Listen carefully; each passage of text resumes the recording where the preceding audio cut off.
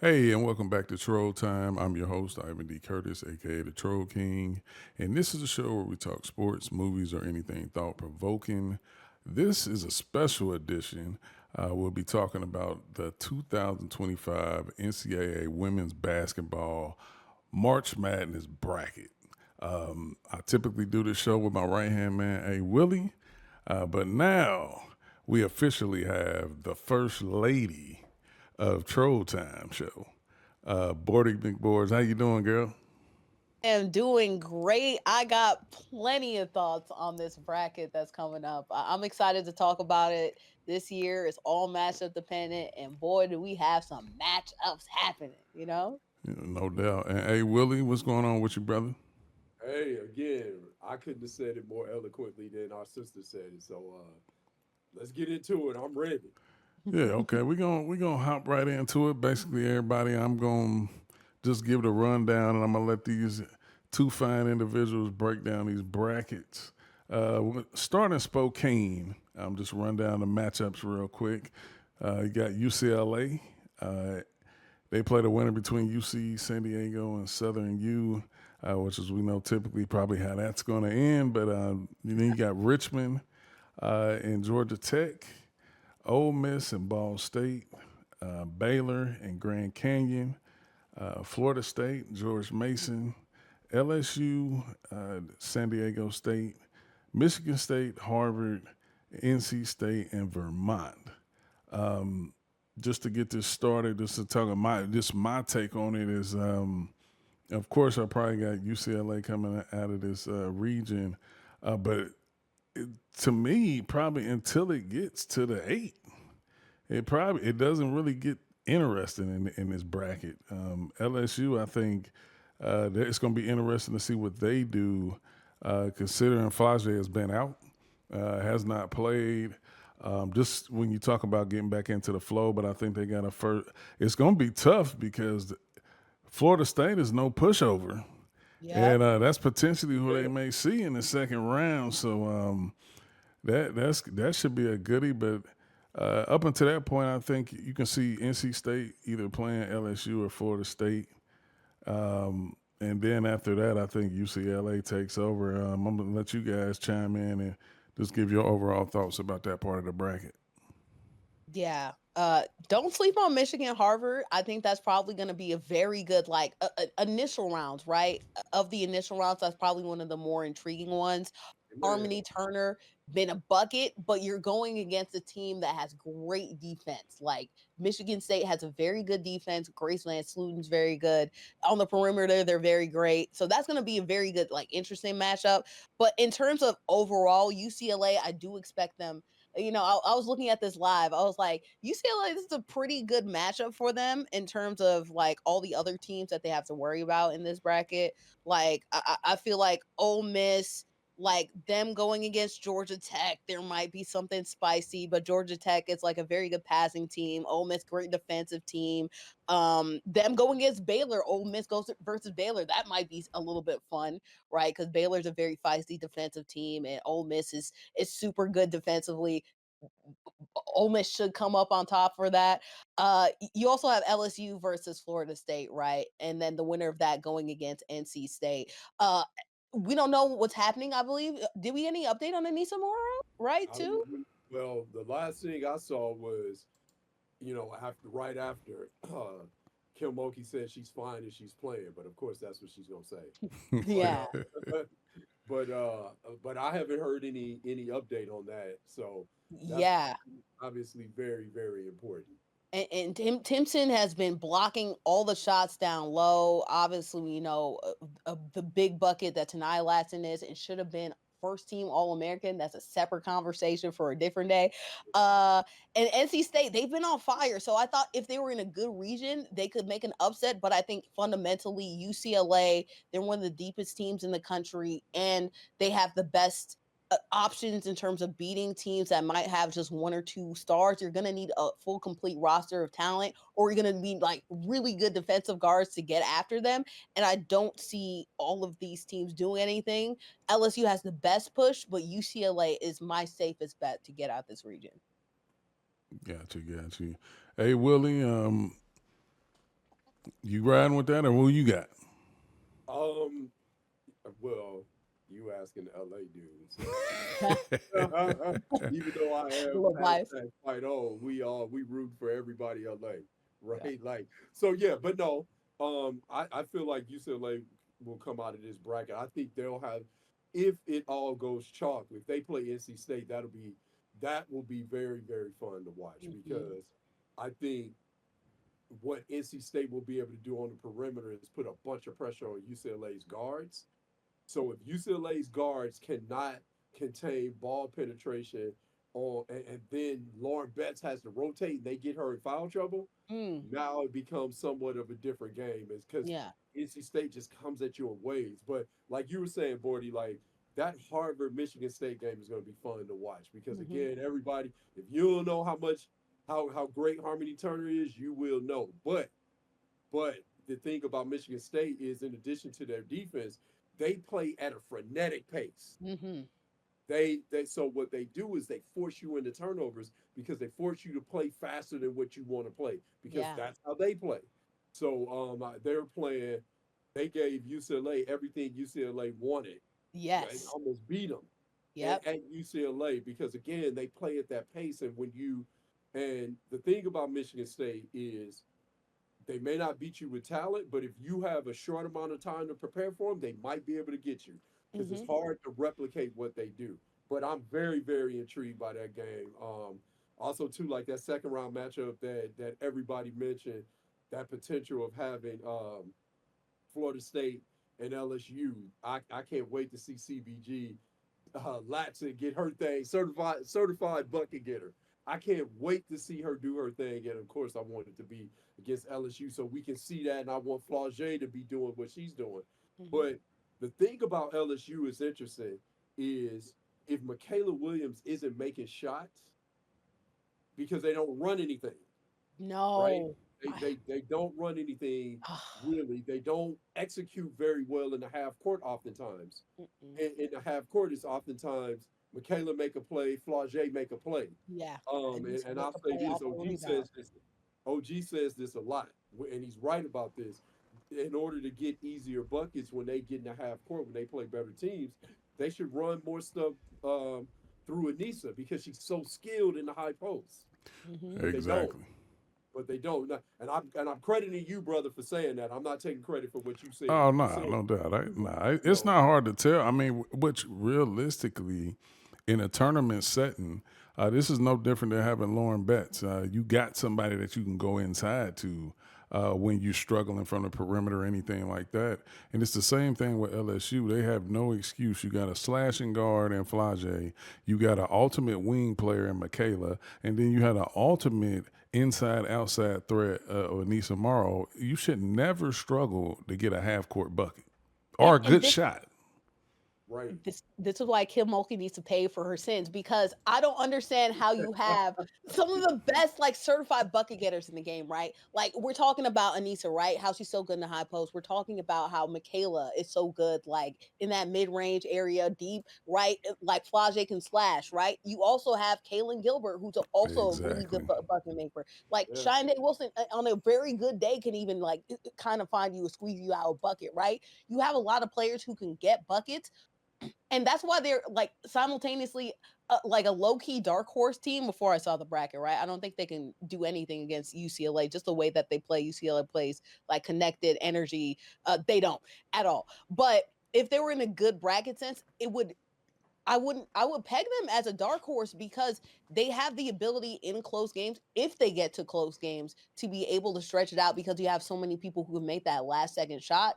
But the problem is it's so hard and they make it so much harder than it needs to that they're a very extremely unreliable team to really put your bets on. You know what I mean? I agree. Yeah, I agree. I agree wholeheartedly. I I agree agree. wholeheartedly. So we pretty much all got UCLA.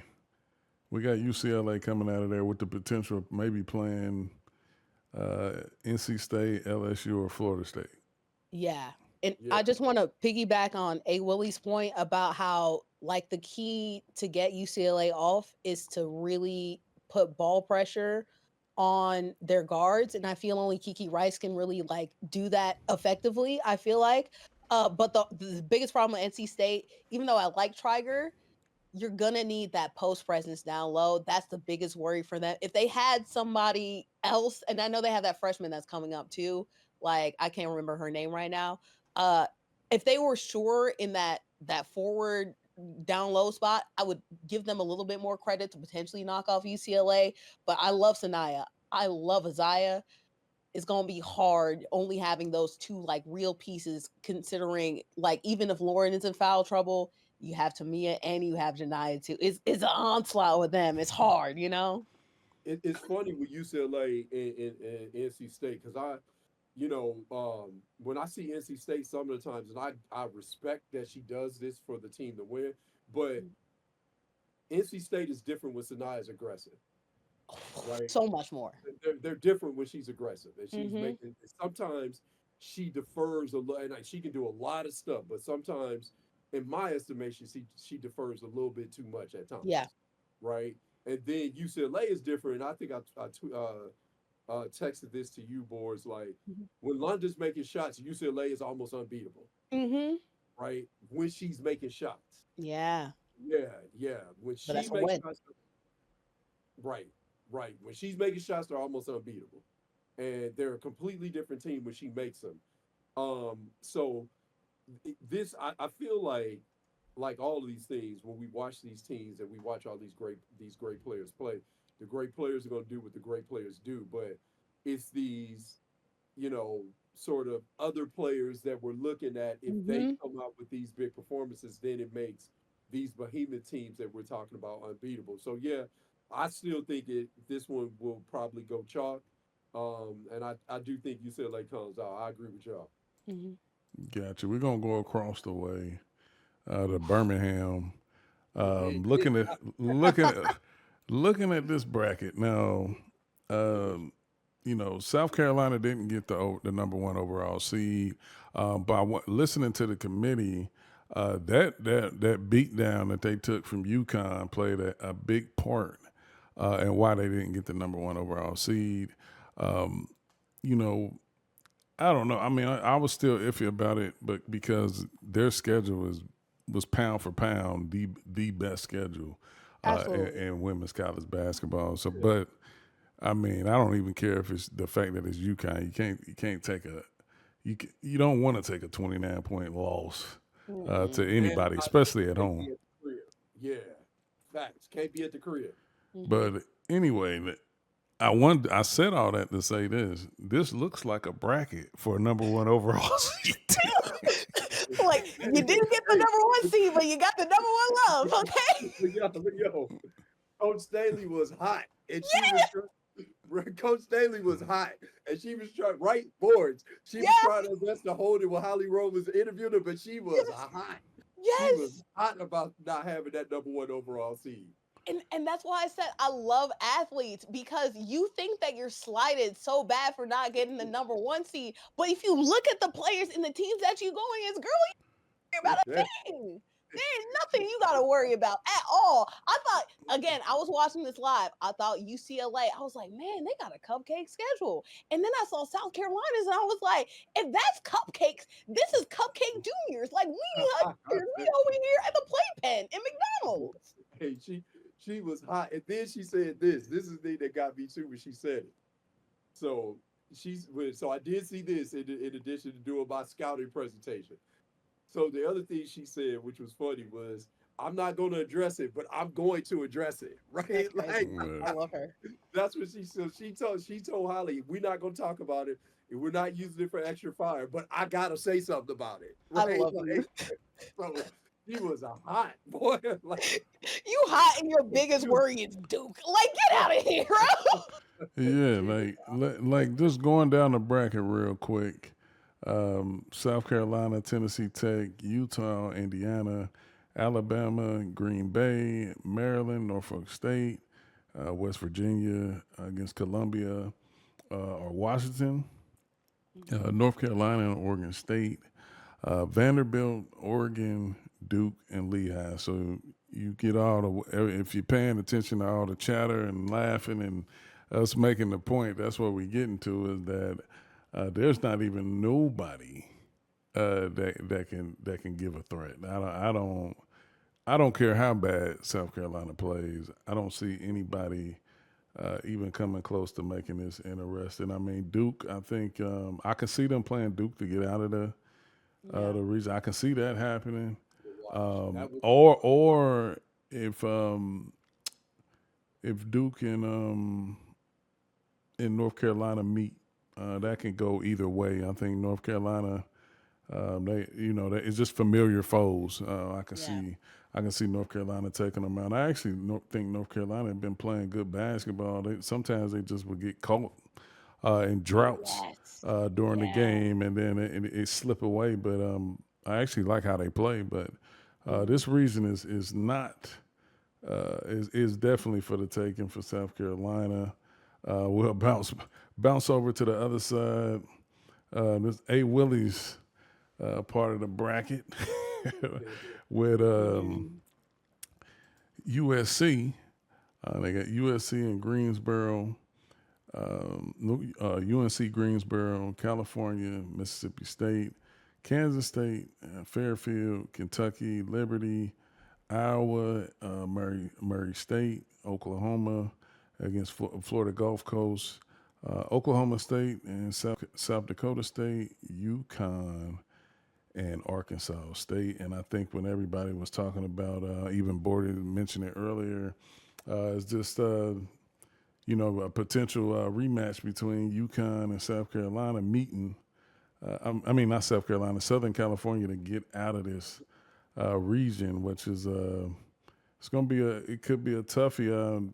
I don't even really see any intriguing matchups in this in this bracket. Neither, probably with the exception of if Kentucky can get hot and they meet up with Southern Cal and make that interesting.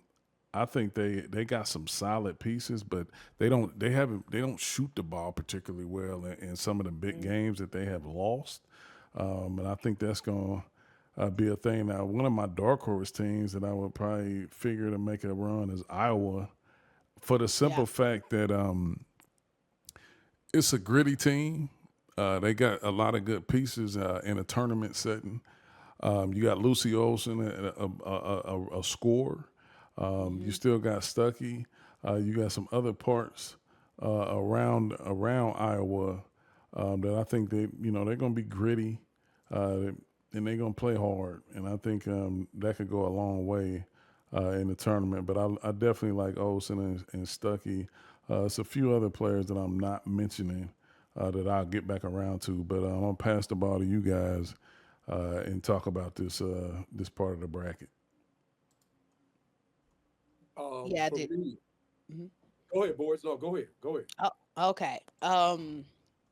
Iowa versus Oklahoma is probably like the biggest upset potential. I feel like out of everything. Well, South Dakota versus Oklahoma State too. Like South Dakota State, I wouldn't be surprised if they do it against Oklahoma State, but nobody really cares. Shout out to South Dakota State. They've been doing well. No, nobody really cares about them, unfortunately, though. So Doing really like, good. Yeah. they're great mid-major. I think they should get love. But honestly, we care about the bigger teams, Iowa, Oklahoma. Iowa, like I said, I really love their defense towards the end of the year. And I feel like they didn't get enough love for what they're doing. Push UCLA, push a lot of these teams.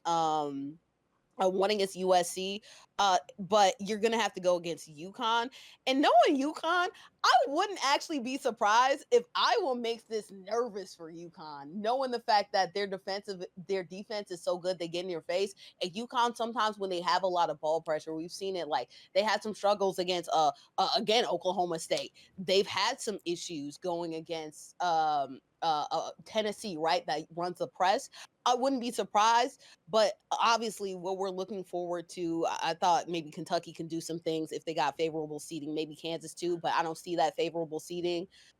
Southern Cal versus UConn, like again, like cinema, and it's really this is probably the most unfair bracket for the high seeds because not only are you going to have to like UConn go against like potentially Oklahoma State and then have to go against Iowa, then you're going to have to go against USC, and then if you beat them, you're going to have to go against UCLA. that's a gauntlet to go through, I think, and probably the toughest pathway for all of these teams. But like either way, this is a lot of a battle, and we'll talk a little bit why this is a lot of a battle because of some seeding controversy we'll talk about in the other region. But yeah, battles for sure going on in this one for the higher seeds. Yeah, from and the names that I was failing to mention for Sydney Allfalter Oh, for Iowa, and then Addison O'Grady is two solid players that I think helped them make that Iowa team go. And the thing about them is that they're a tough out. Like that's the yeah. thing. And when you look at a tournament setting, one game scenario, anything can happen. And like I say, they'll probably meet Oklahoma. If they don't, if Oklahoma don't get ran out the gym by Florida Gulf Coast, I mean, but they'll probably play them next, and then that can be up in the air. And then I think that either one of those teams could potentially make it interesting against UConn.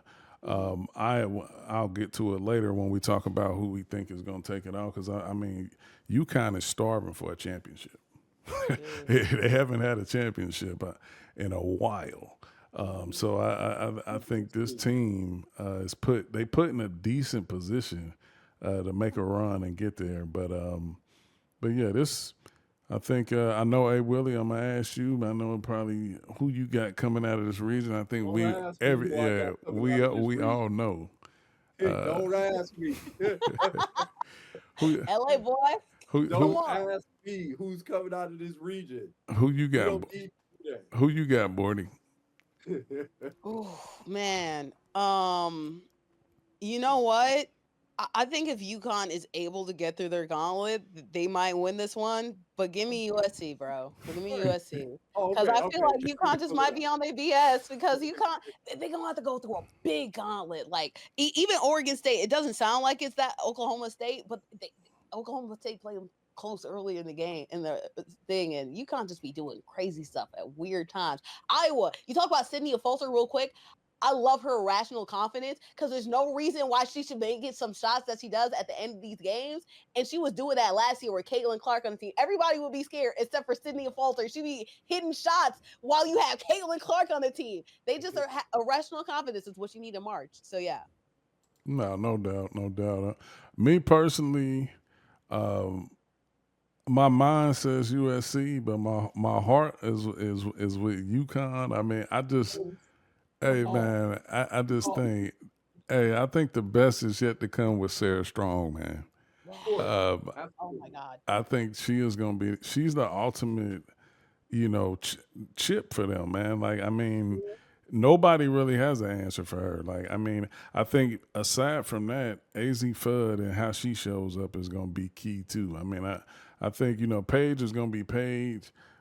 Sarah Strong has shown that like she just plays like so calm, smooth, collective. Like nothing phases her, man. Like, and Fudd is gonna be the X factor for UConn. If she can get going like she has done in some of the big games in the regular season, I don't see why they couldn't get out. But like I said, my heart is with UConn, but my mind is saying USC.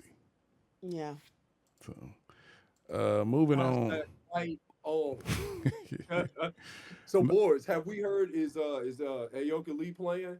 Ayoka Lee was practicing, so like that Kentucky versus potentially if they're able That's to what I push was it about against to say. Kentucky, Yep. that'll probably be interesting. But Ayoka Lee is confirmed, right? Okay. That's important because they were 18-1 before she got hurt. Yeah, no, and shout out to Sundell, but it's not the Yeah. same. They're a different team when she plays. No, go ahead, Oh, Amy. go ahead. Go ahead. No, go ahead. No, I was just moving along to the next bracket. I mean, if you had something else to say, then it's cool. But No. We good. We good. Now- Because I don't want to talk about USC because it's I would talk about them with my heart, and I don't want to lose credibility, so I don't need to say anything about it. now I'll say the last part of the bracket and the best for last. Like, I mean, because this is sheer punishment. Like, I mean, you got Texas, Tennessee, Ohio State, Michigan, Iowa State, Notre Dame, TCU. Like and those are notable, the notable teams in it. And I mean, we didn't get that in the other three parts of the bracket. Like, I mean, this literally can go a lot of ways. I know naturally most people want to say Texas. I mean, they're the number one seed in this region, but t- Ohio State is known to get hot in the tournament. Making an Elite Eight run. Notre Dame, I really think like this may be the time where they wake up. I think A. Yeah. Willie had asked me a few days ago what did I think about Notre Dame and the slump that they've been in, but it's unfortunate, but it happens. But they got the pieces to right their wrongs, and this no better time than March. But I'm gonna tell you, me personally, and this is no shocker to anybody who been following me, but man, I got my pom poms out for Haley Van Lith and TCU. Now I'm gonna be realistic. They don't have enough. Like they literally don't have enough. They don't have enough depth. But what they do have in a tournament setting, when you look at this part of the bracket, probably up until the point that if we happen to get a TCU and Notre Dame matchup, now Notre Dame has their style of play can wear down TCU, but naturally TCU, of course, they got a big in Sedona Prince. They got a steady point guard playing Haley Van Lith, and then Madison Connor. I love her, bro. She's a bona fide role player that can make shots. I think that's going to be huge for them. But this is a doozy of a bracket. Then you go up top, you got probably a potential second round between Ohio State and Tennessee, which is Tennessee. I think is an up and down team when they can either play really well or they can play really bad. Yeah. And so, that's the thing about it. That Iowa State, the Iowa State Princeton, before they get to Michigan, is going to be interesting. I think Iowa State will hand it to Princeton, but then the Iowa State and Michigan game, Michigan got some young hoopers. I'm gonna let y'all break all that down. But I actually like the team. I want to say Sword. Michigan is really nice. Iowa State, I think, really, if you can get them playing an up tempo game in the tourney, I think you can be in great shape. But if you let the game slow down and let Adi start doing her thing, you can be punching your ticket to Cancun. But other than that, man, Texas, I don't see any problem with them getting to the Sweet 16. I don't see nobody stopping them up there. It really gets gritty when I think about Notre Dame and TCU, and then Louisville is another team. I think they're young in some spots, but I do think this is the time where a team literally can get hot and make a run. And I don't think anybody will probably be surprised that TCU, of course, probably wouldn't be a number 2 seed if Notre Dame don't flop. Like if they didn't hit that brick wall at the end of the season, TCU would probably be a 3 or a 3 seed instead of a 2. But when you look at it in this setting, it really doesn't make any difference to a certain degree because they in the same part of the bracket. So I'm gonna pass the rock to you guys. Hey Willie, you can start it off and just tell me what you think about this part of the region. Yeah, this one is interesting because potentially Michigan Notre Dame could be very, very, very interesting. Because the thing about Michigan, like you said, OG, is like they do have some young hoopers that don't give a damn. No. They don't give a damn about who they playing against, what's the stature of the team. They don't give a damn. And if they start making shots with the way Notre Dame has been playing, if Michigan starts making shots and they start gaining momentum and Notre Dame starts playing tight, and then if Michigan starts making, because here's one of the things that was alarming to me that I didn't necessarily, it hurt me to see this as a point guard. Y'all know I love Olivia Miles. I love point guards. But when teams started making shots and executing on Notre Dame, a lot of times they would have to take her out of the game. Mhm. And Right. for the defensive matchups, I didn't like that. I didn't like that at all. So I want to continue to see Olivia Miles and the rest of the group play with confidence and not having, you got to have your best, one of your best two players on the floor at all times, right? And so if Michigan starts making shots, if they beat Iowa and all Iowa State, I'm sorry, or whoever wins that Iowa State Princeton game, if they win, and then Michigan, if it's Michigan and Notre Dame somehow, I'm just saying, I don't think Notre Dame, obviously Notre Dame's a better team, Yeah. but the Michigan, those girls don't give a damn. They don't give a rat's ass. They really don't. And when you see that and you see, and the fact that Swords can ball and others can ball, like that matchup is very, very intriguing to me. Um, because the thing about Notre Dame, too, as much as we've been talking about their offense and their creativity, and rightfully so, all of that derives from the way that they guard. They want to get out. They got to cause turnovers, get out in transition, and get out in front of you, and then they start feeling good about themselves. So if you force them where they make shots, if you make shots and you force them to execute, now we got something going on here, and they start to tighten up. So I think the other thing too, when we were talking about Notre Dame too, OG, I think the other thing that is sort of underrated. Yes, they're experienced, they're very experienced, but Notre Dame, especially over the last couple of years, have everybody talks about, and they've done it seamlessly, but everybody talked about how could Hannah and Olivia play together, right? We were talking about that. But with all the injuries that Notre Dame has had, they're Yeah. trying to incorporate all these other players too, All their right? forwards. Hmm. Right? So now they're trying to do this at the most critical stage, right? If anybody listens to when OG and I talk about this, again, glad that our sister is on board. Y'all know how much I love Maddie Westbeld. I love Maddie Hmm. Westbeld, right? But she was out, and then they're trying to get her sort of reacclimated to Yeah. everything that's going on while they're in the meat of the ACC schedule and trying to win an ACC tournament as well. So I think Notre Dame is also they also have to incorporate all of these players that they have, and they're trying to do it at the time when the games are at their probably most heightened. And so sometimes, especially when they're in the half court, you look at them and they're trying to incorporate all these other players. And it's crazy to say this. Sometimes they forget about Sonia Citron, Yeah. right? They just Don't get it's me like, started. right? Like they just forget about her. And it's like, yo, talk about CBG, right? Like, Hmm. and I just feel like they're trying to incorporate all these pieces that Coach Ivy has at her disposal.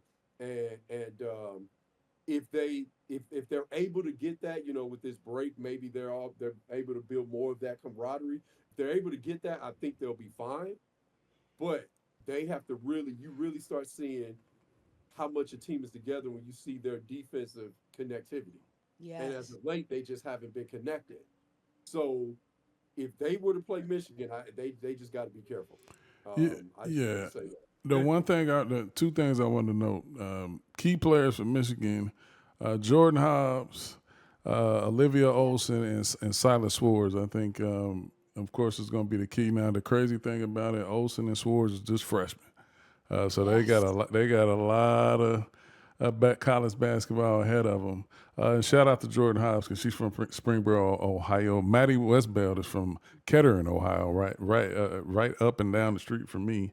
Oh. But yeah, I mentioned that something else I was about to say while you was Central. When I think about Notre Dame, the key thing is that when I look at the games that they lost, and you look at Hannah's shooting percentage, you look at Olivia Miles' shooting percentage, and then you look at Citron, she'll be shooting 50% and Hmm. didn't get enough touches. Hannah will be shooting something like 9 for 24, or something like. I think it's a rough thing because Hannah can get a shot off anytime she felt like it. And the key is if it's going in, and then how good of a shot is it.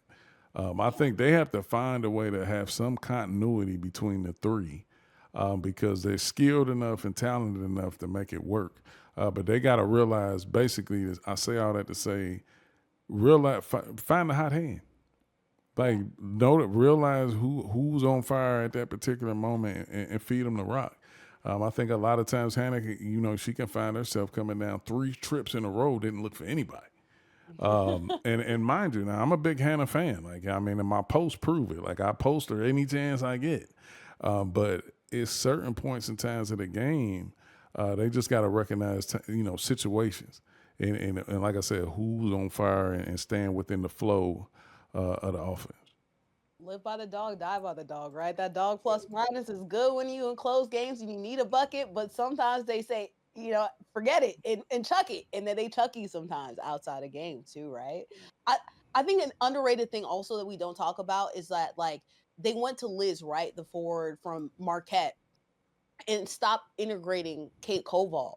And I think that really affected not only the blocks, but then also the rebounding numbers as well. They can afford to be a lot better offensively rebounding as well. Like their rebounding numbers have not gone as good as you would hope for. And I think integrating Kate Foval, especially like her defensive presence going against somebody like Sedona Prince, is going to be needed like very well. Maybe don't use her as much going against like Jordan Hobbs, right? Because Jordan Hobbs moves all over the place. Like she's really good at off the bounce, right?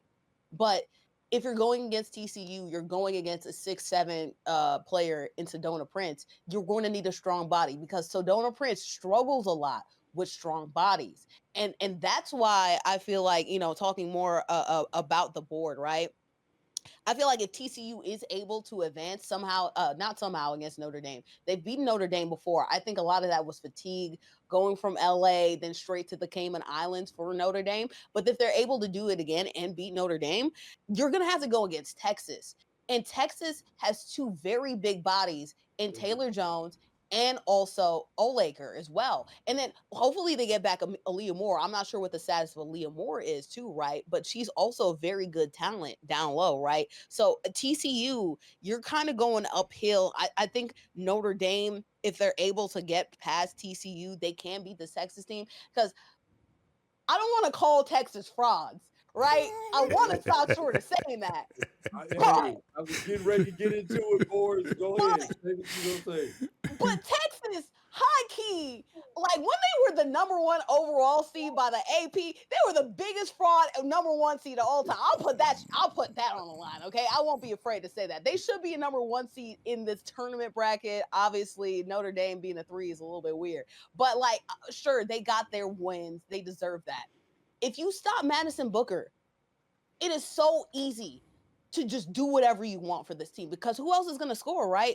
As much as I love Rory Harmon and you're seeing her point guard, like how she's able to dissect the court, the field a lot better, like floor general for real. Unfortunately, because of her lack of speed and explosiveness, which made her a plus player, she does not have that anymore. So your options on the pick and roll, even if you get a little more, are a lot more limited. Her ability to score is a lot more limited now. She's scoring nowhere close to where she was, but prior to her injury, right? That team is very limited offensively, and you can get through that in the SEC because the SEC doesn't have a lot of teams that are scoring a lot of points. Most of them are grit and grind. But if you're going against teams like Notre Dame, TCU, Michigan, right, Louisville, like these are all teams that are so tough and just can find a way to get buckets, and you're not going to be able to just sit around and have like whole half quarters where you're not scoring a lot. So Texas, I feel like Texas we're going to figure out pretty quickly. Maybe not Tennessee versus Ohio State quickly.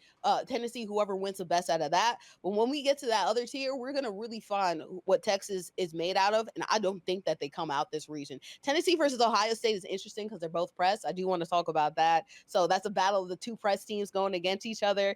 And I wish that Michigan and Louisville were in different spots because they were my bracket buster express, both teams that I feel like can do some things. I'm glad you mentioned Jordan Hobbs and Olivia Olson. She's come off huge this last part of the year. But I think Notre Dame is a tough matchup. If Notre Dame is on some BS, I do agree with A. Willie, but Notre Dame should be able to come out this. And I just Fact. don't think that Louisville has the size to match with TCU or maybe even Nebraska too. Nebraska was playing UCLA. Well, not UCLA, but Nebraska was playing a very well in their like who they go against Illinois in the tournament. They were very good. So yeah, Yeah, Just keep Illinois and getting some of their players back. I mean, they had an amazing year, depending, especially when you look at the amount of players that they lost. Like they lost two starters on, so they had mm-hmm. a really really good year. So yeah, I wanted to shout that out with Illinois when we were talking about them. I wanted to say that for sure. Mm-hmm. Yeah. the only thing I wanted to add was it's funny you said that, boy, about Texas, because I kind of been feeling like that all year long. Because it's like they're a solid team, don't get me wrong. But when you just look at the overall style of play on both sides of the court, they just don't put enough fear in me to like just think that they're gonna automatically win a big game that people think a number one seed should win. You got Taylor Jones and Madison Booker, the only players who average double figures. Taylor Jones averaged around 12 points, and Madison Booker's around 16. And I wanted to comment on what A. Willie said about if you slow Madison Booker down. Well, fortunately for good defenses, you don't have to slow her down because she slows herself down because she's quick to settle for jump shots. With her size, you would think that she would be getting to the foul line a lot more and scoring in better ways. Using the mid-range game because she's a great mid-range shooter, but using that to be faced up, maybe getting to the rim and creating a lot more than what she does. So I think they don't, as good as she is, and that's why it was an uproar about her winning the SEC Player of the Year, is because she don't play like a player of the year. Like and you don't get that all the time with her. So I think 45% not shooting a whole bunch of threes, right? From the 3-point line and then not getting to the foul line either. Like, don't settle for the minis, man. You have so much more to your game. yeah, and that's the thing. Now what's really gonna have to get them through is players not named Madison Booker. Like that, and that's a heavy weight because I don't think none of those players that are they going to compete. Compete, yes, but I don't think they're not more talented than other teams' role players. Like there, if we went down this bracket, I think Tennessee has better role players. Ohio State definitely has better role players. Yeah. Like, so I think it's going to be tough, and I mean, you know, I really was saying, this was going to lead to my next question as we circulate around the bracket. Just what team can you potentially see being the biggest upset? And I was going to start with Texas, as far as being the one seed that could go down before getting to obviously to the Final Four. Other than that, I think the way the brackets are set up in other parts, I just don't see it. I definitely don't see USC going down early, but Gottlieb she got to show me more out of the tool bag. You got the players. So I understood when Juju was by herself predominantly. It was a different story, but this year, it's no excuse. And then UCLA, I think it's kind of funny because if aside from Betts, y'all don't think UCLA looks just like Texas to a certain degree at times? Other than London Jones knocking down threes, Kiki is on and off. Yeah. Which is you start matching them up, Kiki and Rory, and like you start looking at it a lot. They kind of mirror each other to a degree, depending on how players play on certain nights. So it's like, but the fact that they're good enough to win game, they're good enough to win big games. But it's just like on any given night, I feel like they could definitely fall off. Now, I don't feel like that's going to happen in this bracket. Let me be clear, because I just don't see nobody pushing them early enough in this part of the bracket. I don't see them getting pushed into probably the Elite Eight. Like I don't see. Ole Miss is too. They're going to play hard and play scrappy, but I don't think that offensively they don't have enough to get it done. I can't wait to see the Grand Canyon team First time they ever won 30 games in school history. The coach Mm-hmm. is she's a real vibrant personality. Got them playing really well. But other than that, like I said, Texas is probably my biggest team to probably go down in the tournament. I don't see them getting to the Final Four. I just don't see it. That's the only one seed that I probably potentially don't see getting to the Final Four. Your thoughts? I'm going, of course, I know I'm going with my head, but I'm also going with my heart here when you say that. Like, I want to see Notre Dame win this bracket and win Yeah. it and go to the Final Four. I think Notre Dame can win this if they're not on, like you said, Bordy, some BS, right? Mm-hmm. Like, I think they can win this. When I look at them top to bottom, when you look at them in terms of, like you were saying, OG, you look at them in terms of they have the most talent in this bracket, and I don't think it's very close in terms of when you look at the most depth, when you look at the lack of separation between their stars and their depth players. Like they're when Notre Dame goes to their bench, it shouldn't be much drop off when they're not BS, when they're not on BS. So to me, they're the most talented team in this bracket, and I feel like they should win it. So I agree with that. I definitely agree with that. Yeah, man, I wish Maryland were healthier because I feel like a healthy Maryland team could probably push South Carolina like they push USC. Um, as soon as Bree McNaniel went down, like that whole thing just tanked for Maryland. Maryland just didn't all potential that they had of making a push was gone and out the picture. In terms of like high seeds upsets, I do agree with the fact that UCLA can be very inconsistent, but the fact that they have so many different players That's that what I could yeah. be top players, I feel like that pushes them over their edge for inconsistency, right? Because Kiki can have her struggles, Janai can have her struggles, Tamia can have her struggles. It's just, will you get that opportunity where all of them have their struggles? That's a hard ask, right? I feel like of these high seeds besides Texas, like I said, Texas feels very fraudulent. And I'm sorry, Texas fans, Longhorns, they feel fraudulent. UConn would probably be my second team to say that. Uh their second seed, right? They have to go against a lot of teams, like I said, that have pushed them. Like Oklahoma State pushed them for whatever reason. If they go run into Iowa, like I said, they can play defense that's really well. They start to get cooking from deep. The Iowa can make some noise, and knows, maybe that would be disgusting, but it'll be Iowa versus USC again, right? That would be interesting, right? Disgusting, but hey, why not?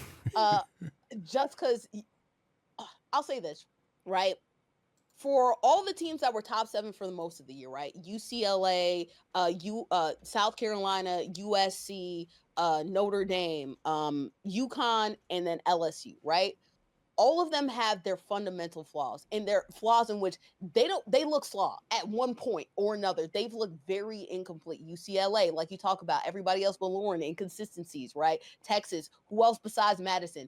USC, do you have anybody else? Like, it's an offense actually going to look like a real offense? The defense will with the offense. Notre Dame, what's your half court offense looking like, right? USC, will you play together as a unit? And because of that, that's why a lot of these, it could be an up in the air, and we could have some very surprising upsets because of this situations, right? um but at the end of the day, because they've been so gracious with the bracketing and just choosing good matchups. Like I would have chose South Carolina honestly to be upset before the Sweet 16, before these brackets came out, but then they gave them cupcakes. So because of that, the only people that I see like really, besides obviously Notre Dame, Michigan, who knows what might happen with that. Texas, obviously I don't trust them. UConn's the only one that I see that's like maybe, but for the most part, I think the committee set this up in a way to where we will be seeing cinema matchups Elite Eight and on. Got you. Now, who I was mentioning, Molly Miller for the Grand Canyon. I think this is her fourth season. She really got them rolling. Uh, notable and easy on the eye for social media. Like like I said, real big personality. But hey, man, you got to respect it. 31-2, 16-0 in the WAC. I think I'm gonna borrow one of A. Willie's lines: "Is styles make fights," and that's really what March Madness is all about. It's like you just never know who's gonna come out swinging, and who's gonna land, and how many is gonna land in March.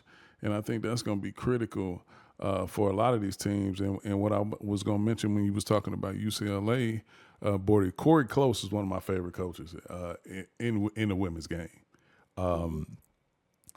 She doesn't always get the superior athletes. But I think her execution and a lot of schemes that she runs is efficient for what she has.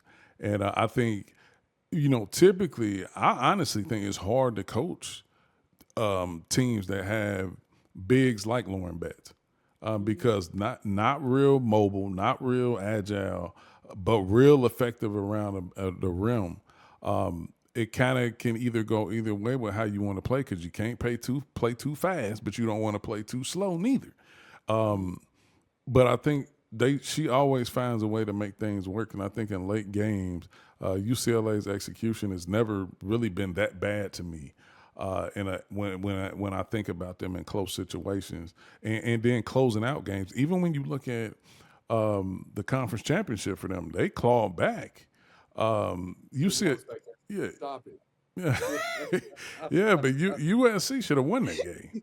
Like I mean, and they just scrapped and clawed, and she's a feisty woman. I mean, and she helps get the job done for them. So, it's Would you go on a limb and say they probably have one of the best half court teams of all these other teams, like top 7 teams? Because I feel like part of that is because they can run stuff through Lauren Betts. and that's what I was saying with A. Willie when I think about tournament time. I always look at the team who has the best half court execution, and of course UCLA will be right up there. And that's why I kind of, I watched a lot of TCU and see how they play because Haley Van Lith was back in her element because she can do pick and roll. All their role players shoot the ball. yes. So that's pretty good for her. And I think there'll be a hard out if Sedona can stay out of foul trouble. I think that's going to be key for them. But in that part of the region, in their bracket, I don't even see anybody close to negating her from dominating around the rim. I just don't see it. So don't stop yourself. That's the only thing. I agreed. The funny thing is, honestly, and I'm going to get to this before we get out of here, is I think we pretty much all agreed pretty much on the Final Four. I know A. Willie going USC, but let's go Final Fours real quick and then who we think is going to win it all. And I'll go first, and then I'll lead it. I honestly think that I think UCLA. I think UCLA is going to get out of this no problem. I think they'll meet. I want to say they'll meet Florida State to get out. That's my. I think Florida State has their roster is better than what they show, and I think they got the bigs, they got the wings, they got the guards. I think they literally have a roster that can go on a run. But regardless, I see UCLA getting out of there. I think it's going to be an epic matchup between USC and UConn. I don't see Juju going down. I just can't see it. Like I can't see it. I just don't see it happen. Like I really don't. Like I think it'll be a USC and a UCLA matchup. Wouldn't be surprised if UConn could squeak it out, but I'm going USC. Of course, I'm up top. I'm going South Carolina, and what I was going to piggyback off of when you said it was cupcake. Hey, cupcake too hard. That's mashed potato. Parade. Parade. Crazy. liquid water they have at nursing homes. You know what I Yeah. mean? The chewable water. Yeah. Hey, 13 years in healthcare, I seen my fair share. Hey, yeah. Now I'm probably gonna stun y'all at the end of all this though, but um, the region between Texas and TCU, who are 1 and 2, I'm saying Notre Dame getting out. Like I see, they actually got something to play for, which is shockingly for me to say that because they've been a projected top 4 team, since the season started. But now dropping 3 of the last 5 to end their season going into the tournament, they got some fuel. I like Ivy because she's been there, done that. I think if it's anybody who can get them out of the slump that they're in, I think it's her. Yeah. So I see Notre Dame getting out. But ultimately winning it, I'm going South Carolina. Like, Ooh. yeah, I just think they have too much, man. Like as much, and I'm gonna say this for the first time on wax, because me and A Willie talk about it all the time. I don't like the way South Carolina plays. Like it's not fun to watch all the time. Like I think some of the best players don't get the most shots. It's always been physical defense and score by opportunity on offense. But I think their offense could be way more polished Yes. than what it is in stretches. But they're always going to come out with energy and defend. I don't like seeing Fuwali on the bench as much. I don't like seeing Joyce Edwards on the bench as much. But I do understand the process between Kits and Fagans. But it's just not pretty to watch all the time. But it is winning basketball. Like I'm smart enough to know that. But it's just not always. I think it could be more entertaining. And then I leave this off because me and A Willie talk about it all the time. Tessa Johnson is my fave. Like on any other team in the country, she'd be damn near a first team All American. Yeah. Like along with Fuwali and all them and everything like that. But I think I got South Carolina winning it.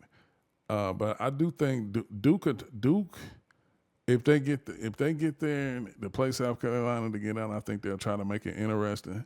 But I just don't think they have enough. Like it would have to be something where they just shoot lights out or something like that. Because they defensively, I Oh, think they can play. They can play with South Carolina.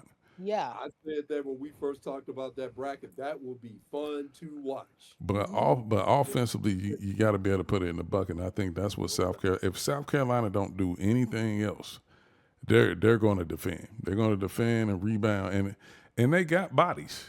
So that's the key, and that's my spiel.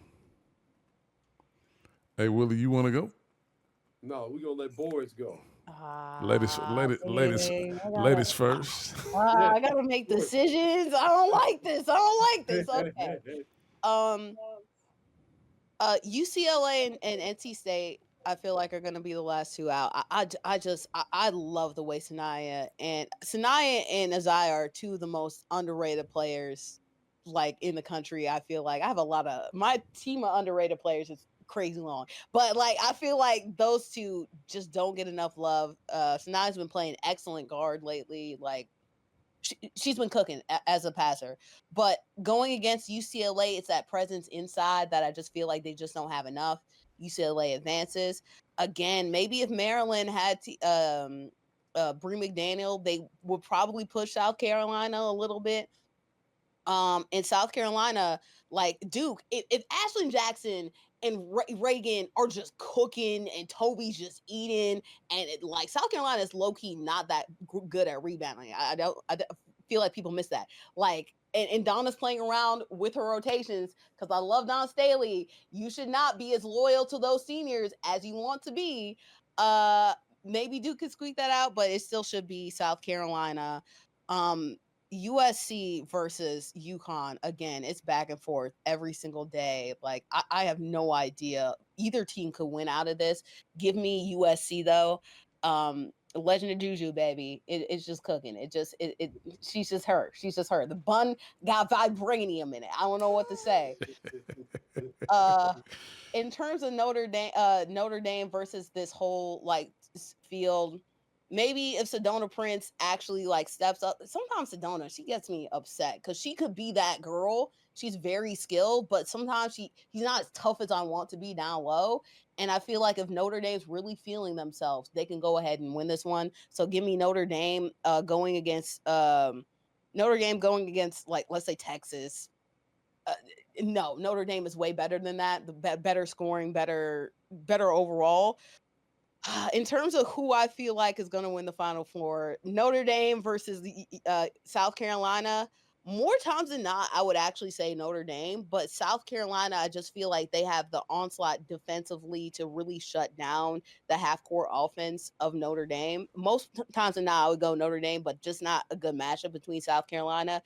UCLA versus USC. It's a real bad matchup. I feel like USC versus UCLA, it's a especially bad matchup. But if they do what they did against Juju in that second half and really send bodies at her, UCLA is cooking. This is stupid. I'm gonna lean over UCLA, so give me UCLA versus South Carolina, and UCLA wins against that just because they have more scoring options in addition to the defense. Because South Carolina, they can't have those stretches where they go 1-19 or 2-19. They have those, so UCLA. But for me, it's just like what happens in Spokane. Whoever comes out of Spokane is gonna win, in my opinion. Hey, Willie. This is hard. This is hard. Of course, I have Final Four, UCLA, USC, shocker. Right. Notre Dame, which I said earlier, even though I was saying what I was saying about Michigan, I still think Notre Dame should win this bracket, this side of the bracket, and emerge and go to the Final Four. And then, of course, South Carolina.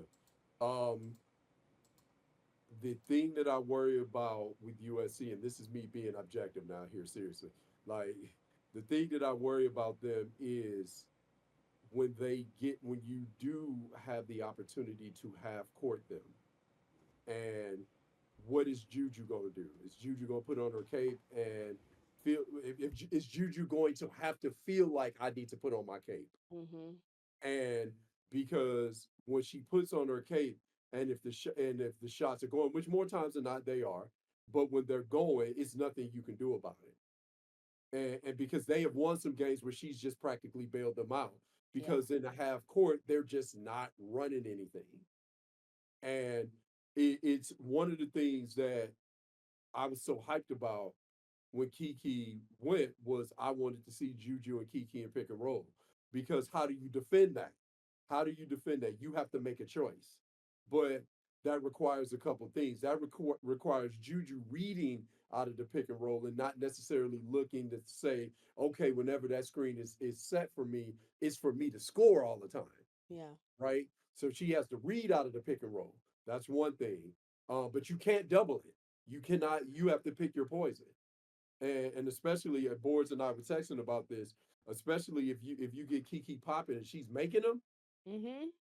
then that really helps them in the half court because then Kennedy Smith is hitting those timely shots. The freshmen are hitting timely shots. The other thing that I look for from them as well is TVO. It has to be aggressive.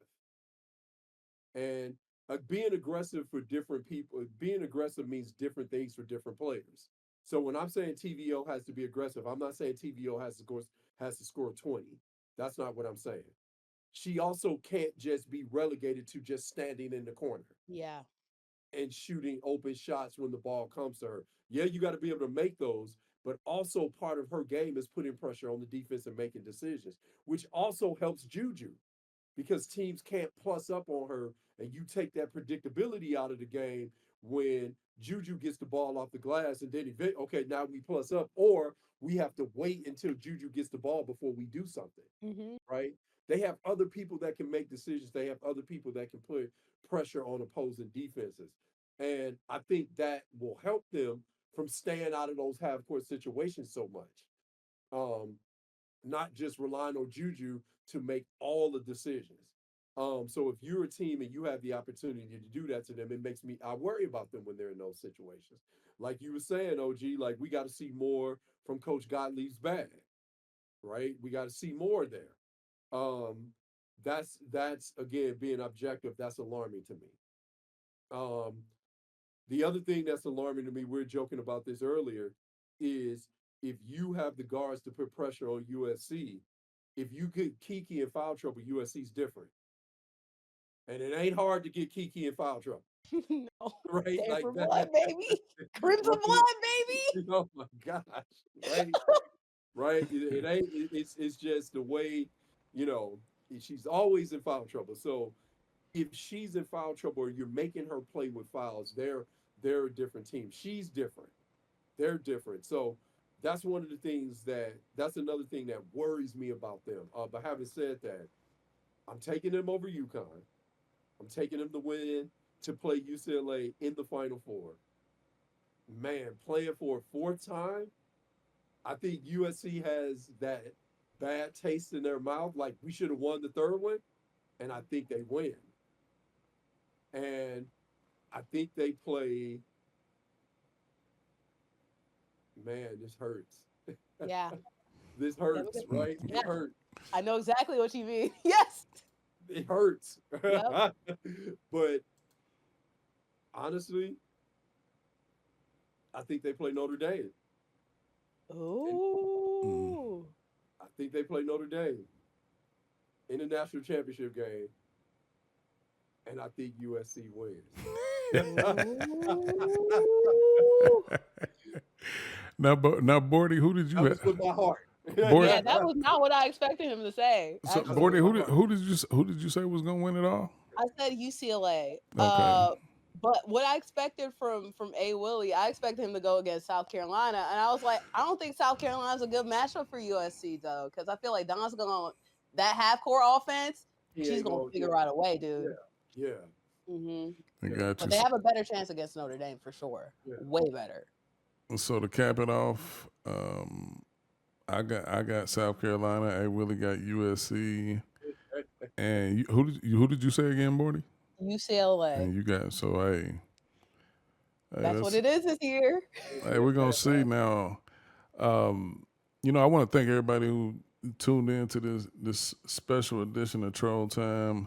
We're gonna be, of course, following up the NCAA tournament as it goes on. We'll be posting some stuff live, probably cutting some games in half, mainly focusing on the bigger matchups, but also giving some shine to the potential upsets that will occur because it's going to happen somewhere in here. Somebody is going to shock some people. So it happens every year, and I don't see why it wouldn't happen this year. But Bordy, glad to have you. Um, Definitely looking forward to a lot of interesting talks. And of course, hey Willie, you've been here since day one. But yeah, just make sure y'all stay tapped in. We'll keep giving you information throughout the tournament. Catch us on the next episode. Hey, before we dip out, let me say this really quick. You got Let it. respect to the mid-major leagues that a lot of these mid-major conferences that are one bid leagues. Oftentimes, we see three teams from the Ivy League. You talked about that earlier, OG. Yeah. Um, but respect to these mid-major leagues that are oftentimes one bid leagues that are actually investing in women's basketball. So these one bid leagues on both sides are represented with men and women both in the tournament simultaneously. So of course that's Grand Canyon, that's High Point, and Hmm. that's Liberty. So shout out to those schools. Those are one bid leagues that are finally waking up and investing in women's basketball and seeing that hey, you can do two things at once. So respect to them. Hmm. George Mason also too. Richmond doing their But thing. yeah, yeah, A10 yeah, got 2 reps. yeah, Like yeah. they're cooking right now. So shout Hey, the, out. the biggest Yeah, one of but them George all. Mason and Richmond though, like so their leagues typically they'll get more than one. So those leagues will get more than one team in oftentimes, right? Hmm. But like Liberty and all them, yeah, that's like one bid leagues. Hmm. And so again, having women and men, and you can invest in both. Respect to them for that. Like yeah, I No, just love to see that. no, that's a great call out, hey, Willie, because you, of course, Harvard, Princeton, and Columbia. That's a big deal. Like, Mhm. big deal. I mean, so especially when Harvard did not win the regular season in the Ivy League. So that's shows you how competitive they were. And if you watch the championship of the Ivy League, like me and A. Willie had mentioned in the episode prior, is that they was getting after it. Mhm. So definitely a good call out. I think if that's not it, you got anything, Bordy, before we get out of here? No. Glad to be here You with want my some of two this bro. too, old man? No. Right, no. But I That's will what you say, sound like, boy. I respect you guys so much. Thank you so much for having me on. I really do look up to you and you guys is like intelligence for the game, love of the game, and everything you guys say, I'm usually like chewing on and feeding on. So like, I'm very honored to be here. Love the show. Let's go, man. Let's go. I'm excited. Come on, Yeah, March Madness. you ain't just on now. You, hey, as Prime say, you here. Yes, yes, we here now. Locked in. Again, like not to when I first started doing all these shows or whatever, like I was just I never thought that people would listen. Obviously, I don't have playing experience and everything like that. But the fact that I'm with like two people, respective voices, and they're like, "Hey, man, you do anything, keep going," and want me around. I'm so glad to be around. I look up to both of you, and I'm honored. I appreciate you all for every step of the journey that you've lifted me up, and you guys mean a lot more than you realize. For real. Yeah. Appreciate that, boy. Don't make me have to. Hey, I got some Kleenex under my desk. I ain't planning on using them now. Hey, I do want to say this for everybody. You can find and follow everybody. Link is in the bio or in the description of the video. So just make sure you follow. You can follow Bordy on Twitter. That link will be there too. Hey, Willie's link is there. So just stay tapped in, man, and you know, it's no different here. Like I said, this was a special edition. I think I can speak for all of us, no matter what. On this show, hey, we're here to laugh, show love, promote, talk sports, movies, joke, and troll. Catch us on the next episode.